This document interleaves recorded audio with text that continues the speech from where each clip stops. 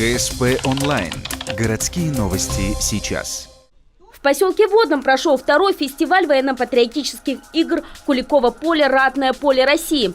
Участие в масштабном мероприятии приняли более 100 человек из Ухты и пригорода, а также гости из Сосногорска, Усинска и Сыктывкара. По уже сложившейся традиции упор сделали на реконструкции битв самых значимых для наших государств войн. Соблюдая хронологию, начали с Куликово поля. И засияло небо голубое, полная чаша мира до покоя. Следующей сценой стали события Великой Отечественной войны. В этом году битва за Севастополь, оборона которого длилась 250 дней и унесла 18 тысяч жизней советских граждан.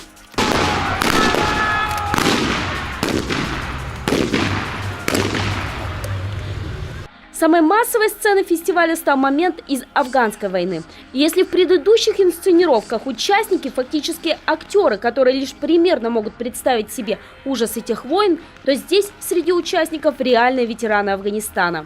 Характеры войны, они разные. Вот афганская война очень сильно отличается от того, какое представление о войне у молодежи сейчас. То есть это сейчас, кажется, достал шашку, да, и вперед.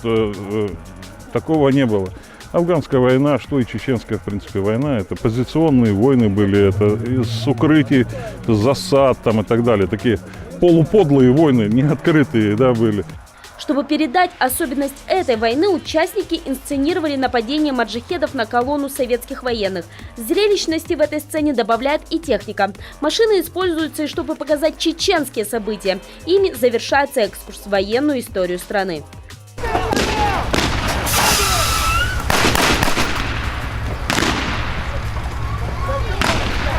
Помимо реконструкции военных действий, зрители могли посмотреть на выступления местных артистов. Параллельно тут прошел фестиваль патриотической песни, который добавил настроение.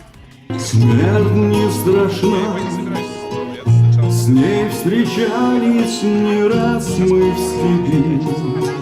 Вот и теперь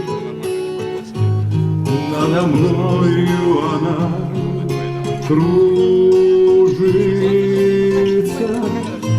Ты меня ждешь, и у детской кроватки не спишь, и поэтому знаю, со мной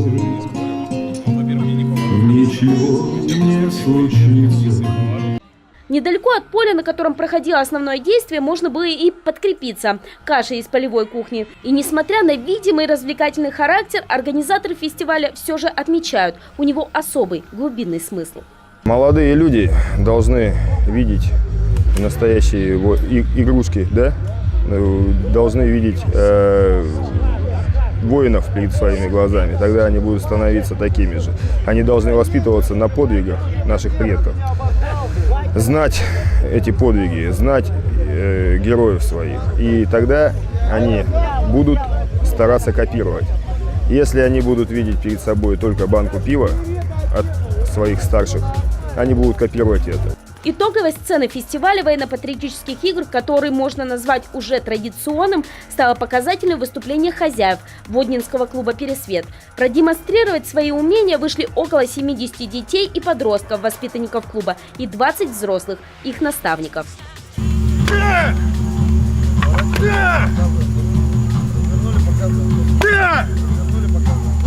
Да!